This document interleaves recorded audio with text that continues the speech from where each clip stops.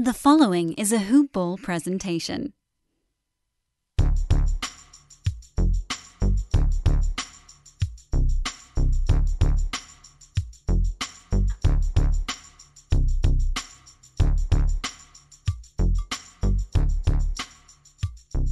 Good morning, Hoop Ballers, and welcome to another edition of Hoop Ball's DFS Today. This is your Tuesday, April 20th edition. I am your host, Santino Will, and I am joined by the one and only William is Bill. Will Harris. How you doing tonight, Will?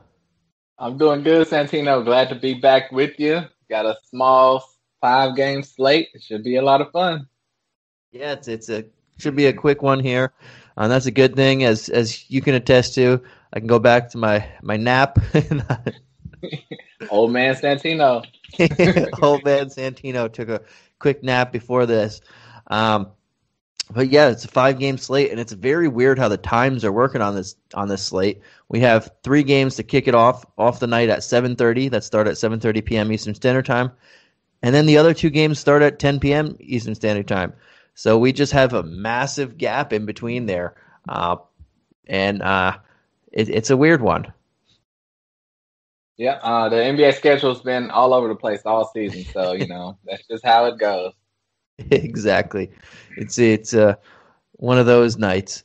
But yeah, before we get into it, man, I do want to give a quick shout out over to our guys over at Manscaped, the number one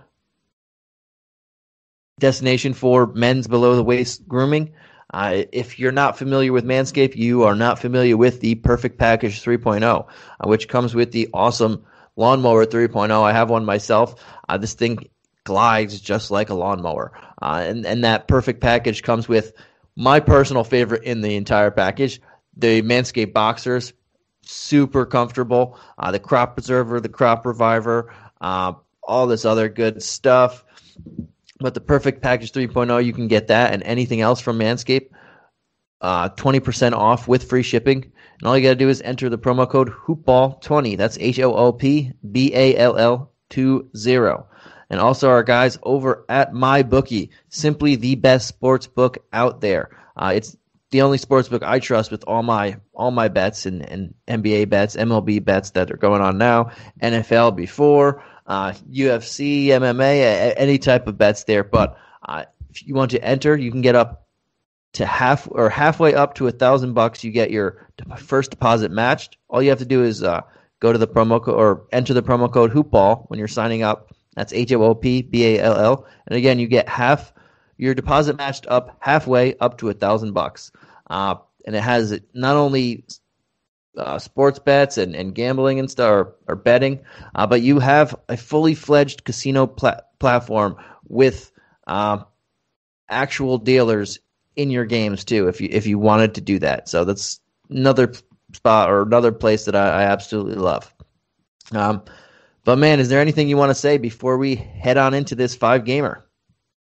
I mean, as we're recording this right now, Steph Curry has 43 points and has hit 9 3-pointers. So I just had to shout out Steph Curry real quick, but that's light work for Steph Curry. So we'll get into this slate now. Yeah, he is on a heater that just gets hotter and hotter as he keeps going. Yeah, but like you said, we'll get into this 5-gamer. And as I mentioned before, we have 3 games that start at 7:30 p.m. and the other 2 games start at 10 p.m. Eastern Standard Time.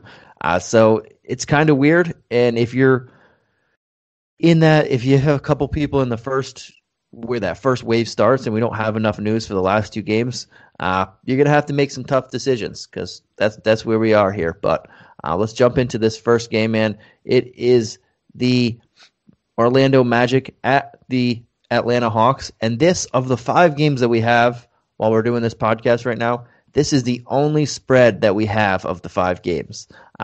We have the Hawks as 12.5-point home favorites, and the total is 221. Yep, 12.5-point home favorites. And I could see a couple other of these, maybe one more of these spreads being a little bit big. But on the injury report for the the Hawks side, we have Chris Dunn, Danilo Gallinari, DeAndre Hunter, Cam Reddish, Tony Snell, all out. And we have for the Orlando Magic, Michael Carter-Williams, James Ennis, Markelle Fultz, Jonathan Isaac, Otto Porter, Terrence Ross, all out. And it is important to note, we have 0 teams on the back end of a back-to-back, but we do have 1, 2, 3, 4, 5, 6, 7 of the 10 teams on the front end of a back-to-back. If you are the Orlando Magic, the Charlotte Hornets, or the New Orleans Pelicans, you are not on the front end of a back-to-back. Every other team is on the front end of a back-to-back, just so we get that out of the way very quickly. So in this first game, the Magic, front end of a back-to-back, Hawks not. And with everything that I mentioned, man, let's start with the Magic. Both these teams have a laundry list of players on the injury report, but who in this first game are you looking at on the Magic side? Yeah, for the Magic side, I think I have to look at Wendell Carter Jr. at 6,600. His last 2 games weren't incredible, but he has that potential to go anywhere from 45 to 55 DraftKings points because he's getting the minutes. He should get the double-double. He has that potential every night. I think you can look at Cole Anthony. If you haven't noticed, he is back. His last 2 games, well over value at 36 and 39 DraftKings points. So he's getting back into the mix, getting those starters minutes now. That's his job over Michael Carter-Williams. So you can also look at Chuma Okeke at 5,500. Just going to be a solid play, nothing special there. He should put up value.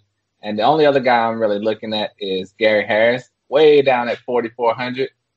He's just, like I said, like Chuma Okeke, solid value, but he's getting those minutes too. He's putting my man Dwayne Bacon on the bench, so he took that slot. And I think his production will only get better game by game. So anybody you're looking at on the Magic?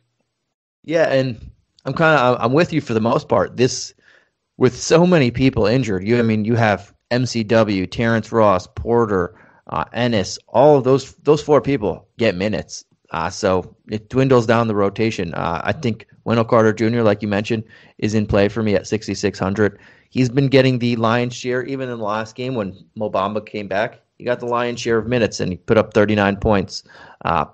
This isn't as good of a matchup against Capella, but he could still bring back value here.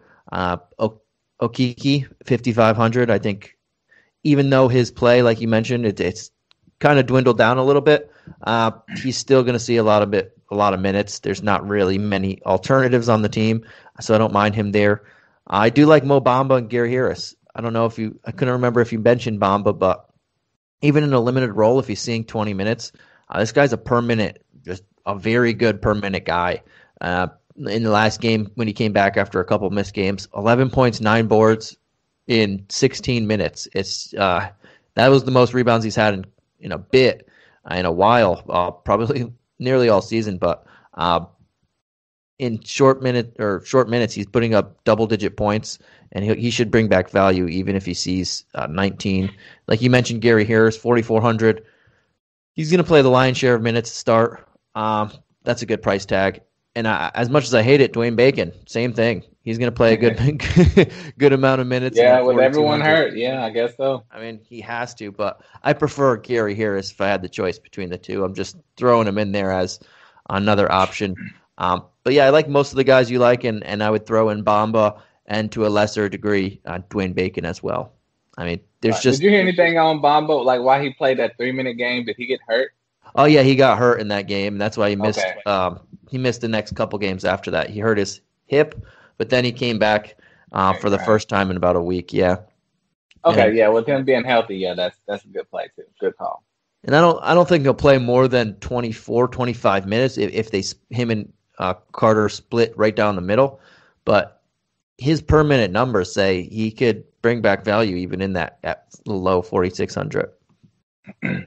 Yeah, I mean, I'd love to see Wendell Carter get all the minutes, but I guess they have nothing to play for really. So I want to see what I'm curious to see, especially while they're dealing with injuries, is and doesn't really matter, but I want to see them play them together for a few minutes. We saw that happen a little bit before, especially when they still had Kem Burke, but It hasn't been since, and I know he missed a week, but I would like to see even 4 or 5 minutes of them together, which gets extra minutes for both of them. I know it's a big lineup, and they probably don't like how the defense looks, but it's not like they're playing for wins, so just get them on the floor. If they were to do it, this would be a good matchup against the Hawks with Capella and John Collins. They're pretty big.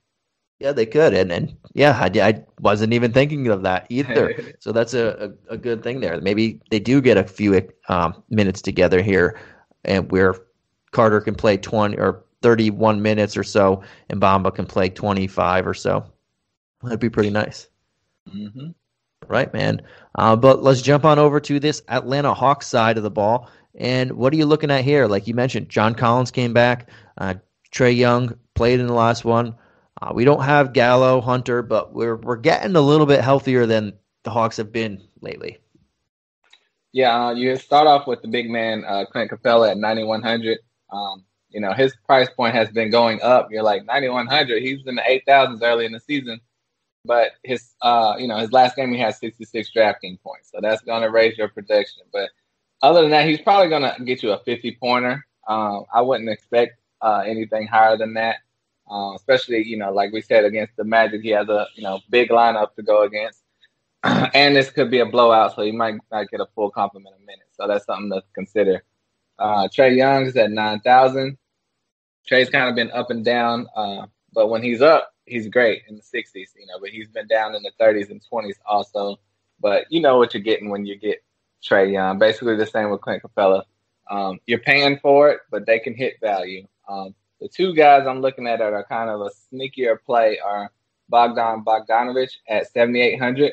He's been really consistent and playing really well his last 4 games. And out of the last 6 games, it's 5 out of 6 he's played very well. So I think he's got his groove back. He's getting comfortable with the team. He's getting that production. Normally I would stop there, but Kevin Huerter has been playing well, lately. He's been ramping back up to where he almost can get you Bogdan's potential at $2,000 less. So if you can spend up, get Bogdan. If you're trying to save some money to get someone else in your lineup, I think you could potentially put Huerter in your lineup at 5,600. That's all I'm looking at for the Hawks. And I like it. And I think that's a pretty good explanation. Obviously, Bogdan's play lately shows that his upside is much higher. But now that you have Collins back, you have Trey Young back, and you have just the Magic on the other side of the ball, even though they've been fighting, it's still a tanking type Magic team. You don't have to push any of these guys, and you could play Huerter more minutes and let him kind of run a lot of the offense if this game starts turning into a blowout. But I'm kind of with you. Capella is an option. Trey Young is an option. I don't necessarily know how much I'm going to want to spend almost or 9,100 on Capella with some of the other options like Towns a little bit there. But this matchup is it's super easy for all of these guys. You're playing backups for the most part and on a bad team, so it's just a great matchup. If this game can stay somewhat competitive where they get full minutes, I don't mind going there, but I'm probably going to reserve it more for tournament options and less cash, just because I don't really want to spend super high when I know that there's other options there that probably should be playing more. And obviously Towns is someone we're going to have to keep an eye on because he left the last game. But I think you mentioned, I think what you said was good, and I don't really want to look at anybody else outside of or under Kevin Huerter. He's probably where I cut it off on this team, unless tomorrow we wake up and then Trey Young's all of a sudden questionable, Capella's questionable because they say, you know what, we're playing Orlando at home. We don't really need to play any of these guys. Then it will change things up for me. I totally agree. All right, man. I like it. And the next game we'll jump into is also at 7:30 p.m. Eastern Standard Time. It is the Charlotte Hornets at the New York Knicks. I had to slow it down there. We do not have a spread for this one, but we do have an injury report. On the Hornets side, we have LaMelo Ball out, and I know you're excited, but it was just announced by Shams and Woj that he got cleared to return to some basketball activities, and it's possible that LaMelo could return in 7 to 10 days. Before I get into the rest of it, as our resident sucker of a Charlotte Hornets fan, how do you feel about that? Yeah, I saw the alert that he could go back to practicing individual drills. I didn't see the 7 to 10 days. Wow, that's faster than a lot of people expected. I thought maybe playoffs, but wow, that's great for the team. Wow, I'm surprised by that. Yeah, that's what Woj said. I was surprised too. I thought maybe that's an aggressive target, but anytime him or Sham say something, or like an Adam Schefter, I always like, okay. I mean, if they said it, I guess. But yeah, he said there was optimism that he could possibly return in a week to 10 days, which dang, did not expect that. Yeah, they have that 99% accuracy. So. Right. But anyway, wait, whoa, you were about to say something. No, let's just go. You threw me off with this, man. I can't believe it. So I'm happy. You know, my spirits were down. You know, let's go. I'm ready. All right. On the Hornets, outside of LaMelo, we have Nate Darling, Gordon Hayward, and Malik Monk all out, and Devontae Graham as questionable. On the Knicks, you have Alec Burks and Mitch Robb as out. Hornets are the away team. I'll let you start with your team. How are you feeling about them? With the three higher guards, or because Malik Monk comes off the bench anyway, but 3 starter caliber guards. Oh my God, I can't talk. Out and Graham questionable. Ugh, yeah, take it away. Well, yeah, Graham is a big key on if you play anyone on this team. If he plays, that hurts Rozier a little bit, and then you can't really trust Graham because it'll be his first game back. So, but as long as Devontae Graham is out, I think you have no problem playing Terry Rozier at 8,000. He completely went off his last 3 games. So when he has the reins all to himself, he's pretty much a lock. And like we just talked about Atlanta with Trey Young, he's $1,000 more, and he hasn't been playing as well as Rozier with everyone out on the Hornets. So he's someone you have to consider. You can look at Miles Bridges. He's been playing out of his mind lately also. He was kind of a guy that was under producing all year.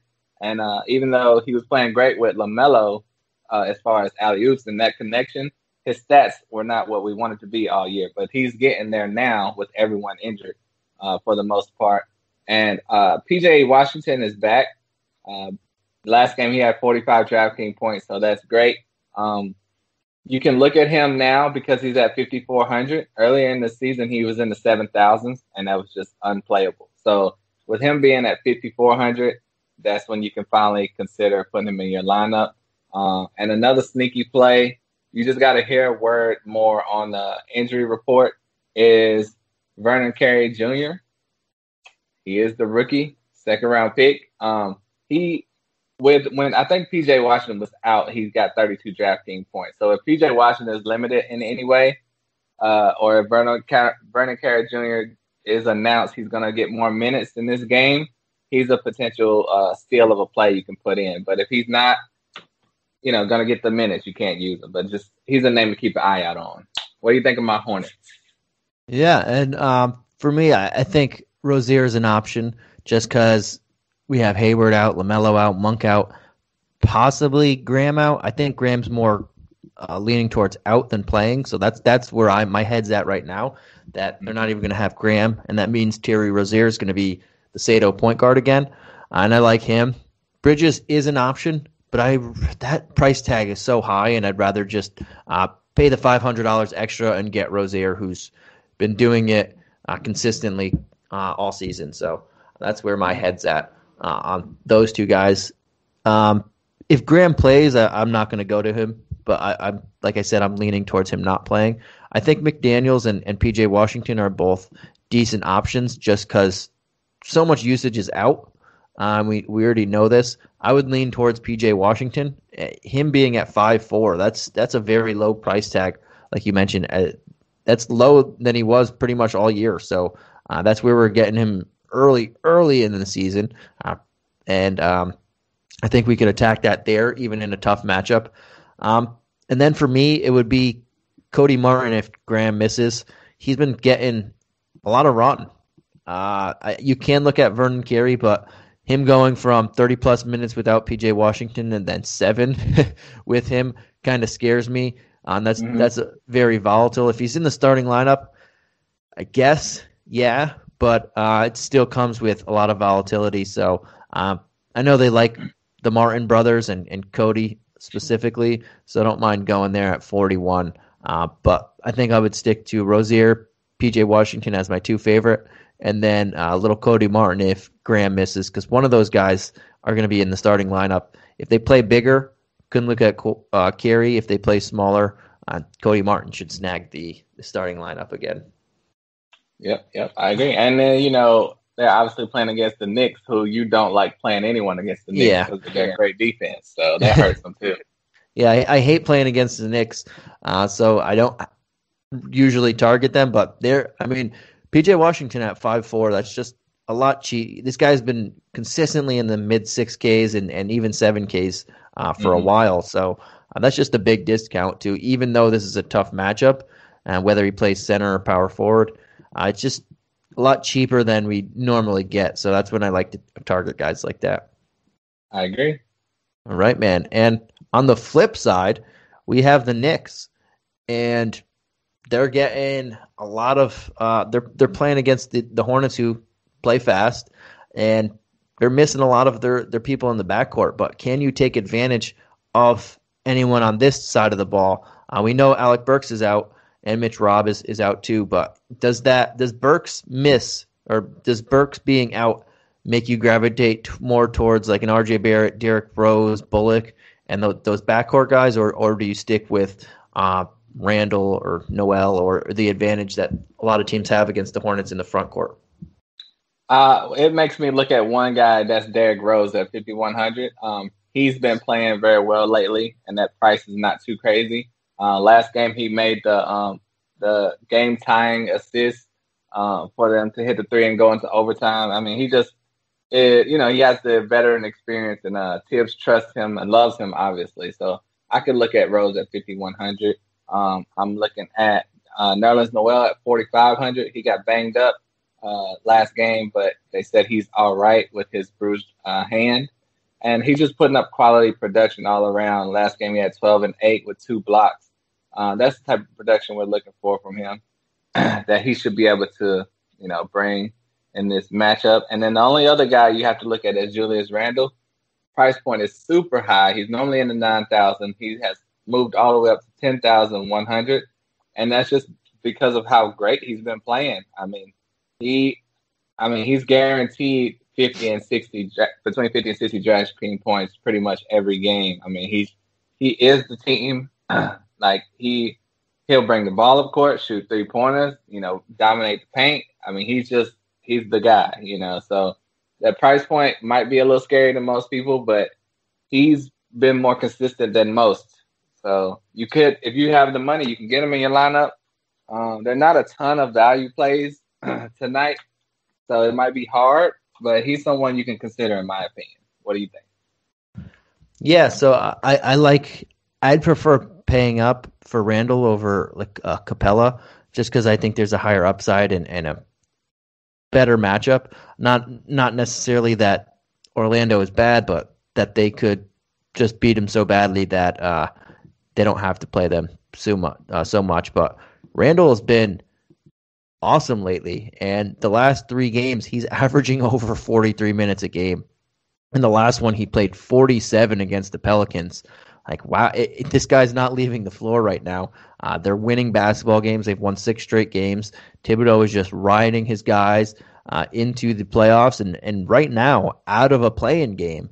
So I could see him do that, continue to do that. And if anybody's playing over 40 minutes, I know his price is over 10K, which is a lot. Who's an all-star also? We got to look at him, and his assists have been rising again. I know they took a lull for a little bit, but they're starting to go back up there. They're starting to run a lot more of the offense again through Randall, whether it's scoring or him making the right play. So I like going there.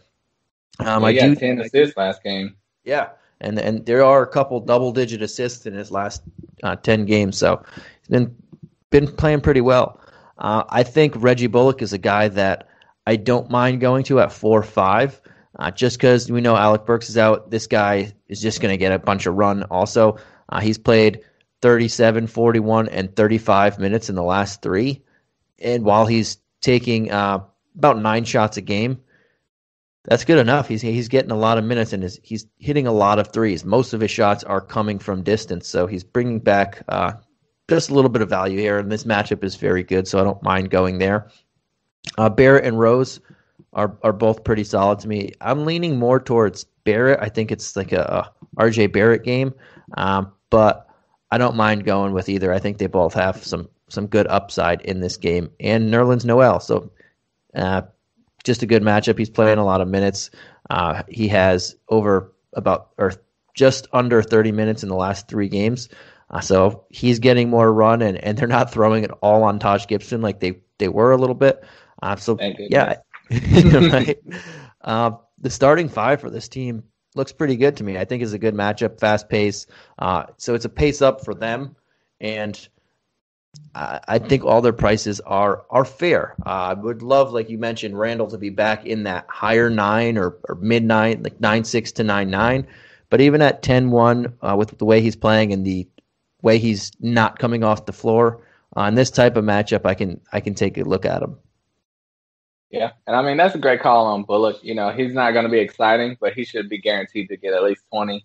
And RJ Barrett, he has that potential to get 40.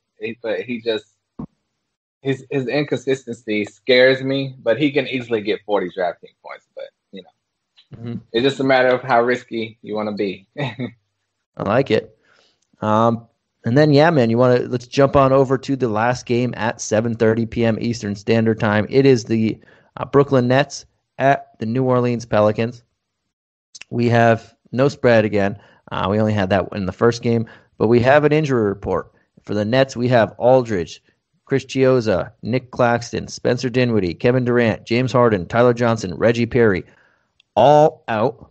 And on the Pelicans, we have Nickeil Alexander-Walker, Josh Hart, both out, and James Johnson as doubtful. Again, if you guys skipped ahead a little bit, the Knicks, the Hawks, both on the front ends of a back-to-back, and so are the Nets. The Pelicans are one of the few teams not. But we'll start with the Nets side of the ball, and I'll start this one. You started the first 2, so we'll switch things up slightly. And, we have no Harden, no Durant, in a super fast-paced matchup. So one of the reasons why I was hesitant to pay for Trey at 9K is because we have Kyrie at 9.9, and without his superstar teammates, this is he is easily the number 1 option on this team, and this is just a super fast-paced matchup. The Pelicans can't really guard opposing point guards, whether ball plays or not. It doesn't really matter. They go off against them, and Kyrie Irving's going to have the ball in his hands a ton. 9.9, you can feel comfortable paying him up for him. Joe Harris, 5'9", he's going to get as many open shots as he wants.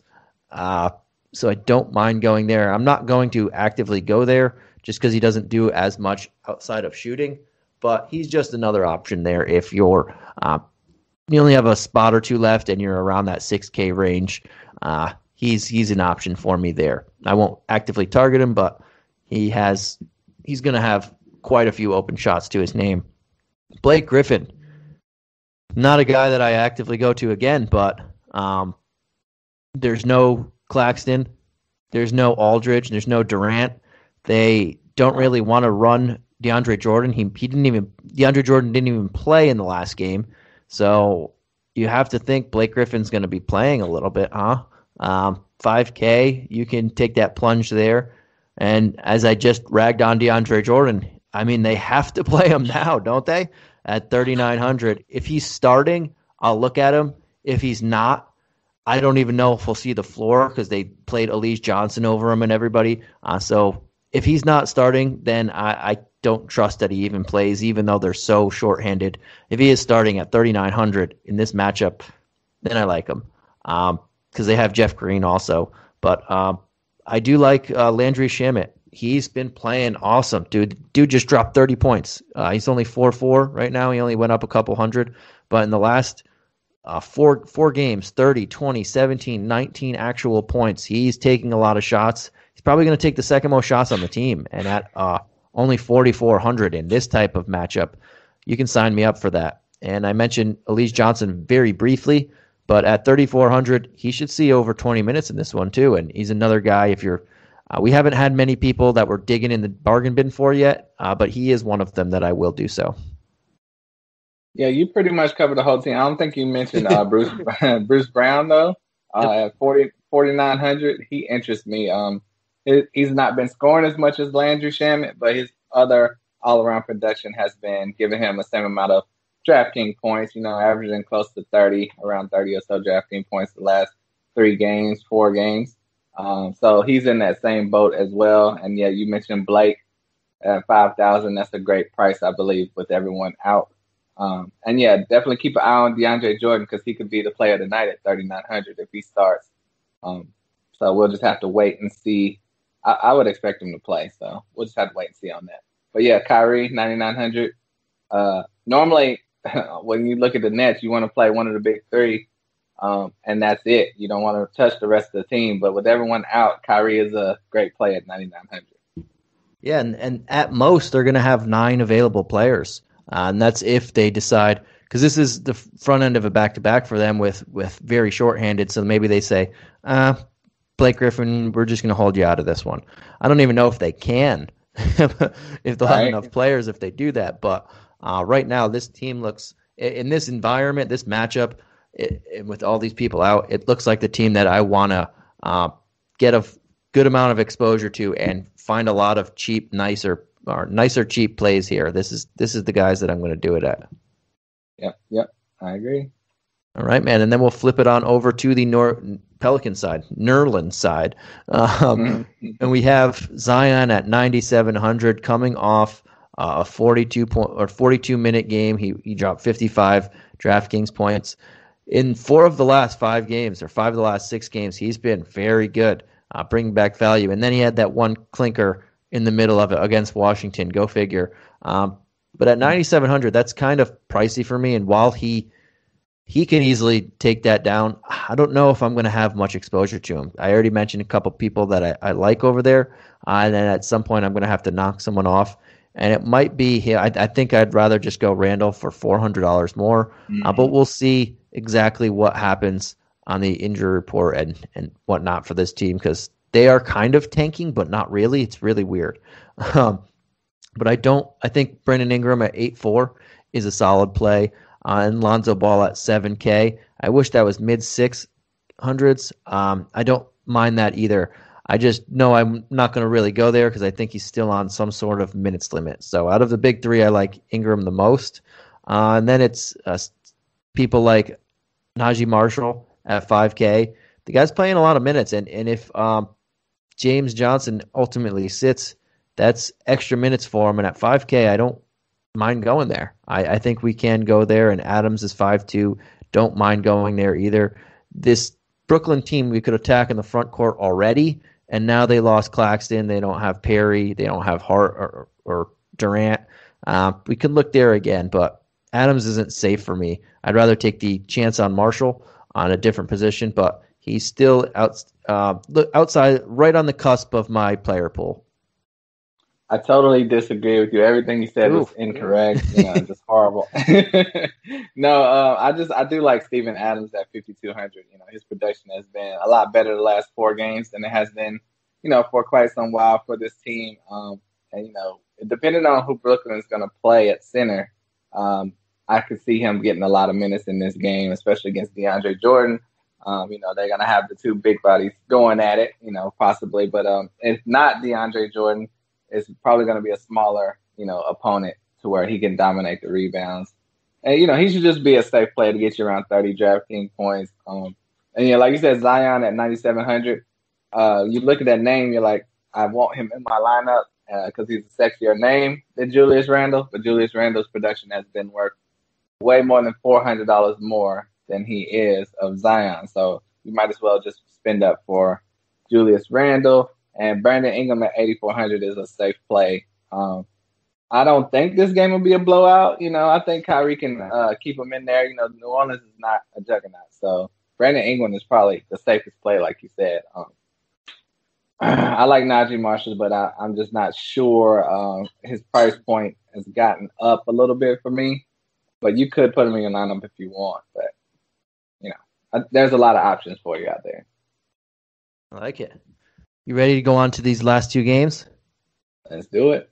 All right, man, and these are the late games. Both start at 10 p.m. Eastern Standard Time. The first one is the Clippers at the Blazers. No spread, but we do have an injury report. On the Clippers side, we have Pat Bev and Serge Ibaka both out. On the Blazers, we have some big ones, Damian Lillard, Jusuf Nurkic, and Zach Collins, all out. We'll start with the Clippers. I'll throw it over to you. Now that we have Kawhi back, can you play George or Leonard in this matchup, knowing that there's no Nurkic or Dame Dash? Can you play these guys and pay up for this 9K? Or not can you? Do you want to? You definitely want to at least pick one of the guys. It's just a matter of who you would prefer because they're pretty much the same price point, 9,200, 9,400. I think it's safe to play one of them. They're probably going to be anywhere from 40 to 55 DraftKings points, both of them. They should both be in that same range. So it's just your matter of opinion. I'm not really looking at anyone else with that much confidence on the Clippers because Reggie Jackson's price point is 5,600. That's getting up a little too high for me. And I don't trust Marcus Morris or Zubac right now. What do you think for the Clippers side? And yeah, one thing, all the teams in these last four and these both late games, they're all on the front end of a back-to-back. So there is a possibility, which kind of stinks because they are so much later than the other games, that they do rest George, Leonard, or anyone on the front end or vice versa. So we'll have to keep an eye on that. And if George or Leonard, one of those misses, especially when you look at the other side of the ball and you see no Nurkic and no Lillard, if one of those misses, then yeah, I really like the other one. If they both play, I think they're both going to be around value, but their upside is a little bit capped, especially if they just take a big lead because then they're going to rest these guys a little bit earlier knowing that they'll be playing again tomorrow night. So that's what gives me a slight pause on them. But if I had to pick one, I know Paul George is playing really well right now, but I'd probably just go Leonard. $200 less. You don't see that often this year, so I'll just go with the better guy for a slightly cheaper. But I don't mind Reggie Jackson at 5'6". I have a feeling that there are going to be people added to the injury report, as the Clippers like to do as the day goes on. So that's what I'm banking on. If everybody stays the same and then no one gets added, I'm not going to have as much shares of him as other guys because 5'6" is a little higher than I'd want to pay, knowing we do have some other options. But if Kawhi or George or anybody starts missing these games, that's just extra usage for Reggie Jackson. We know that when he gets those extra shots, he can be pretty good. But yeah, I'm kind of with you. Outside of that, unless people are missing, I'm not really too interested, despite a good matchup in the rest of the guys on the Clippers. And that's a good point about the back-to-backs you mentioned. Since this game is a 10 o'clock kickoff, tip-off, do you think you would just stay away from PG and Kawhi, considering they could, switch one of them out, or will you just swap them at the last minute? If you can put them in your like one of your guard forward or especially utility spots, then I don't think you have to, just because we do have so many other options. We have like a Towns who probably comes in questionable maybe, but you have Fox as an alternative. You have McCollum. You have people that we can switch to if not, or you switch to the other guy. So if you have George in your utility spot, he's out, you switch to Kawhi and vice versa. So I think we have enough options to where it won't crush us. But also we've seen that the Clippers have rolled their guys out after lineups or after their game actually locks. So that would be a concern that you'd have to keep an eye on. Yeah, that's just good information, for you to consider with your lineup. Yep. And on the other side of the ball, on the Blazers side, no Lillard again, no Nurkic. What are you looking at?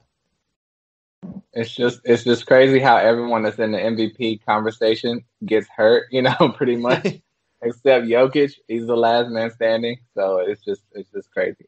But yeah, with Dame out, I think you can look at CJ McCollum at 8,900. He's one of my favorite plays of the night. He's been getting in the 40s the last few games, and that's pretty much a lock with Dame out, and he could possibly get to 50. If this is going to be a competitive game, he's going to be the main guy on offense for the team. I think you can look at Norman Powell. His price is going up a little high for me, but with Dame out, and like I said, this competitive game, I think he should put up some points and be productive all around. With Nurkic out, you can look at Enes Kanter at 6,100. He could easily have a double-double with big rebounds. A couple games ago, he had 30 rebounds. So I could see him getting at least 12 to 15 rebounds in this game. He's a safe play. Just a guy I got a question for you about. What do you think about Rondae, Hollis, Jefferson? They recently signed him on the Blazers. He's 3,400, played 22 minutes last game. Would you consider putting him in your lineup, or is it too risky? I think we could. He started in the game on Sunday. I know he played 22 minutes, but he's still getting his feet under him, and he played 22 minutes at 3,400. There's not many people that you can try or that we talked about under 4K this slate. So I think he's definitely an option for me, as is Anthony Simons at 3,800. Without Lillard, he played 30 minutes in the last two games. So I think you can look at both those guys under 4K. And another guy, Derrick Jones Jr., didn't see the floor on Sunday, so he wasn't hurt. He wasn't in foul trouble, anything. He just didn't play. But yeah, didn't Anthony Simons get hurt a game or two ago? Yeah, he must not have been serious. He got hurt mid-game, and then he came back and still wound up playing over 30 minutes, which says a lot. That means they do want to play him, and it was a pretty close game. Outside of those two guys under 4K, I'm with you. I like McCollum anytime Lillard's out, and now you also have Nurkic out. He's clear the number one option. So yes, I like him. Nurkic anytime. Nurkic. Kanter anytime Nurkic is out, we can give him a look. He only played 17 minutes in that last one, which was surprising. They went to Jefferson a lot, but that might have been due to the fact that Charlotte plays very small, and Kanter can't really match up with PJ Washington on defense, with Washington's hanging around the three-point line.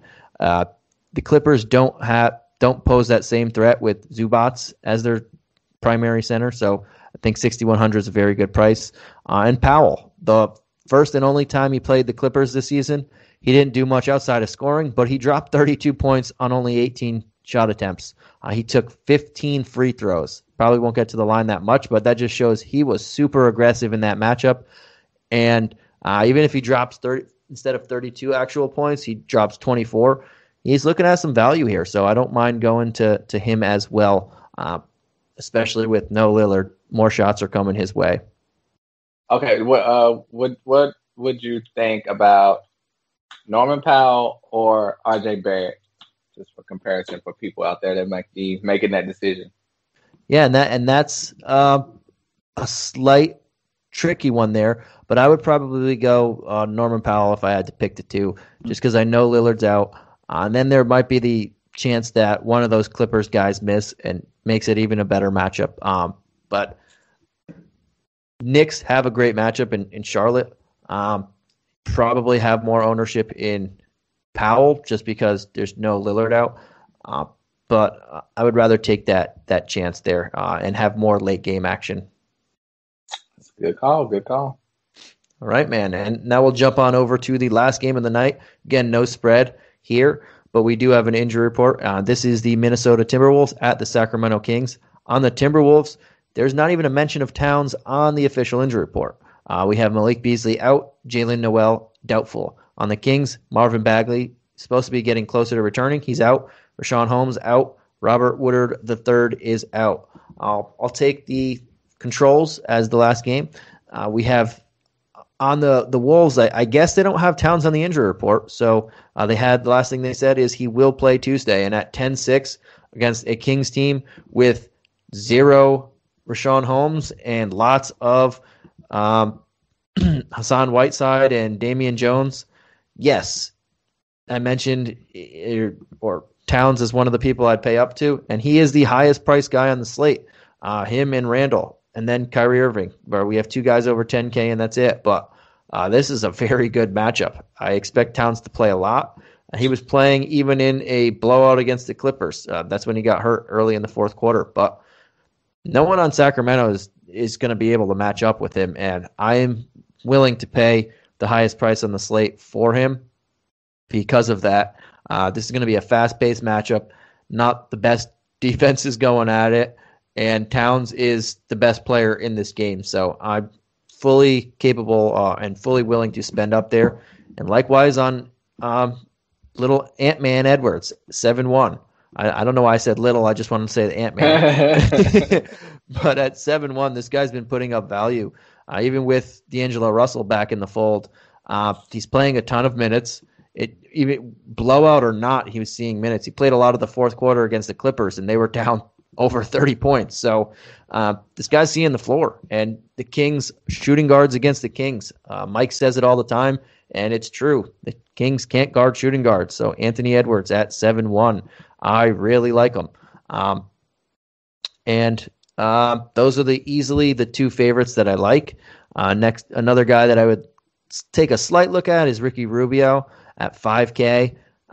Not in love with him, but he's on the edge in my player pool just because he has some upside, and this matchup should be fast-paced and fit his style of play a little bit better. But again, I'm not super, super into that play. And the only other guy I would take a look at, kind of coming back down to earth and not great, but Jaden McDaniels is back under 4K, so if you want to take another stab, I don't mind it. He still has talent. He just hasn't been putting it together lately, but he's due for a solid game. He makes more of a GPP play for me because he's not safe. Right. And I kind of differ from you on Karl Anthony Towns at 10,600. I think with this, the knee injury that he potentially suffered, if with him playing in this game, I don't see them playing him heavy minutes. Even the game before, he played 26 minutes. The game he got injured, 25. I don't see him playing over 30 minutes in this game because why? Why? Well, there's no reason. It's against the Kings. Your team's going nowhere. Why play Cat heavy minutes? And that's a high, price point for him at 10,600. So to me, that's a risk. If he were completely healthy, yes. But for me, I'm a little cautious with that. Anthony Edwards, you hit that spot on 7,100 against the Kings. That's a great play. And the only other guy I'm looking at is Deangelo Russell at 6,000. He's back. He's been playing for since April 5th. They're still slowly ramping him up. He's just getting in the 20-minute range. But we know he has the potential to blow up, and I think this is a great matchup for him to do so. 2 of his games have been 36 and 43 DraftKings points. So a lot of 20s and 19s lately, but we know he has that potential, and I think that's an upside play you can put in your lineup to where that would be fun watching him go off because he has that potential. All right, I like it. Kind of, not really. But we'll jump on over to the other side of the ball, and we have Daryn Fox at 9,800. He's the high guy, and I don't mind going there. I'm not going to have a ton of exposure to him. I know he's been playing awesome lately, but he's almost 10K, and I think we can look at Kyrie Irving slightly safer. We can look at even the big guys there, so I'm not going to go at him as the 4th highest guy on the slate, but he's been playing awesome, so I'm not going to say don't play him. I think that price tag is through the roof right now. He has been eating value on it, though, so there is that. I do like Tyrese Halliburton at 5'9". He only played 16 minutes in the last one. He only scored 3 points. This guy has been playing last couple kind of duds, but before that he was around the 30-minute mark and over. I expect him to climb back into that minutes range, and he's under 6K for the first time in a while, so we can go look at him there. Hassan Whiteside, he's nearly 6K now. Without Rashawn Holmes, he only played 19 minutes in that last one. He played over 20 minutes in the 2 games before that. But that's all the guy needs, really, to bring back production. It's insane. He's put up 2 double-doubles and a near double-double in the most 24 minutes in the last 3 games. 36, 29, and 27 fantasy points. So he's still pretty much bringing back value, and he's not even playing a half a game. It's crazy. So we can look at him here. If he gets 25 or if he gets 27 to 30 minutes, you know you're getting value. If he doesn't, you're probably getting close to value or just right on value. So I don't mind going there. And Mo Harkless, another guy under 4K. I don't like him, but they're giving him minutes, and for whatever reason, we can go to him because he's getting minutes. And that's probably where I'm sticking at right now for this king side. Yeah, you took my guy, Mo Harkless. I just knew you weren't going to mention him. But I mean, and I hate calling him my guy. It's just, he's a sleeper pick. Everybody heard it. Everyone heard it. I know. At 3,600. But hey, I did like the last game. Him and Porzingis got into it. He didn't back down. That was pretty funny. But yeah, he had 22 DraftKings points the other night, and I'm sure the team liked that too. Him getting into it with Porzingis, they both got a double tech. I love Whiteside at 5,800. Like you said, he doesn't need the big minutes, but he could potentially get them because Damian Jones is not that good of a basketball player. So if Cat's going to be out there, you need someone out there that's competent, and I think Whiteside should be out there for a little bit more this game. And I think you can look at Harrison Barnes at 6,700. He's very similar to Norman Powell. They're priced, only $300 apart. So you can depend on your matchup. If Kawhi and PG play, you scared off of Norman Powell, I think you could put in Harrison Barnes in your lineup. He should be a pretty safe play. And like you said, Fox has been putting up the production. You want to spend big at the point guard, be contrarian to Kyrie. Fox can do it. I mean, he's if this was the beginning of the season, he'd be making his case for an all-star team as great as he's been playing lately. And no one on Minnesota can stop him. Deangelo Russell, in the 20-minute range, still coming back from that injury. Rubio's not going to stop him. So, I mean, he should be a lock for minimum 40, 45 DraftKings points. So, There's a lot of options in this matchup. Yeah, you disagree? No, I just wanted to say, ooh. I think, I think he's locked in for a solid amount of points. We do have other options, though. That was why I was thinking of playing him too much. I think we have a bet on Cat. Cat for what? Well, you think he's going to blow up. I don't. So, I mean, what's the over-under? 50? 45? Oh, he's going to crush 50. Okay, 50. Let's do it. I'm saying under 50. I would have said 45 because you went there, but yeah, he's going to be over 50. All right. I mean, you keep losing. You keep throwing bets at me. Hey. I won the first, and I'm 0 for 2 since then, but I'm going to tie it back up now. Y'all remember that bet, okay? Yeah, he'll be over 50. All right, man. And that was it for our 5-gamer, but we do have the tiers, and we'll throw it really quickly. I know you like to say 85 guys here, but we'll go the expensive tier, mid tier, and the value tier here. We can say value tier is 4.8 and below, or we could say 5 because there's only 5 games. Anything under 5K we'll say is value, and the other ones are standard. But who is your favorite expensive guy on this slate? And we do have quite a few. For a 5-game slate, we have a lot of expensive guys. Yeah, for me, mine is not too expensive, but $8,900 for CJ McCollum with Damian Lillard out. I just think that's a great play against the Clippers. Reggie Jackson won't be able to stop them. So I'll say CJ. Who you got? All right, CJ McCollum at 8.9. Book it. Book it. Yeah, I'm looking at all the high-priced guys, and they all intrigue me slightly. We already know who you want. But I like Kyrie at 9-9. Yeah. He's probably going to be pretty obvious, and he's going against the Hornets, who just bleed fantasy points to people.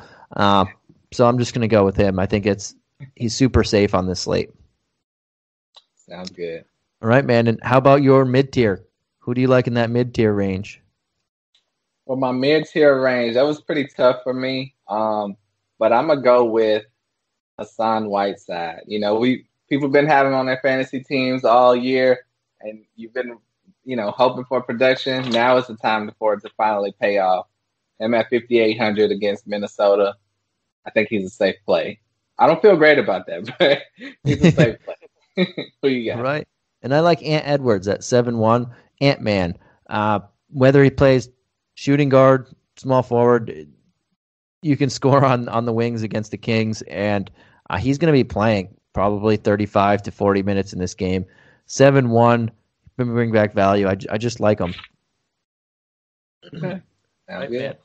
And how about on the value side of the ball? I don't know what that means, but how about your value play? The Walmart great value play. I like that. Presented to you by... Right? I got two guys. So do you want to go first? No, you got it. It's all you.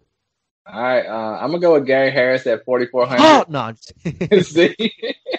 With all the injuries to the Magic and his minutes and production ramping up, I think that's a great play. And I'd like DeAndre Jordan, if he's going to start or, be heavily involved at 3,900. I think that's a steal of a price. Who you got? Yeah, and I like both of those. I'll throw Landry Shaman in. Sham wow. However you want to say that. 4,400. Sham wow. He's been getting a ton of minutes lately. For him, he's getting a good amount of shots. He's high teens points or more in the last 4 games against the against the Pelicans. You can expect that to continue again. And only 4,400. I like that. Sounds good. All right, man. And that'll do it for our Tuesday DFS Today show. Is there anything you want to say before we head on out of here? I will say one thing. I know you wish I didn't have anything, but I did. But no, recent report came out that the Rockets guard Sterling Brown was jumped outside of a club Sunday in Miami, hit over the head with a bottle. I guess he got bruised up a little bit with that. And, but he's expected to make a full recovery. So I just want to wish well wishes to him and hope all the NBA players out there stay safe. Because they say he didn't even know the people. It was just random act of violence. So people are clearly acting crazy these days. So I had to throw that out there. Right. That wasn't that bad. I thought you were going to do your normal self, but that one was pretty good. All right, guys. And you heard it here. Thank you guys for tuning in. And tomorrow we will have Keith should be back. He had his second shot last week, so he wasn't feeling good to go. But he should be back with Mike for tomorrow's episode. And we will catch you again next week. But thank you guys for tuning in, and good luck. Peace.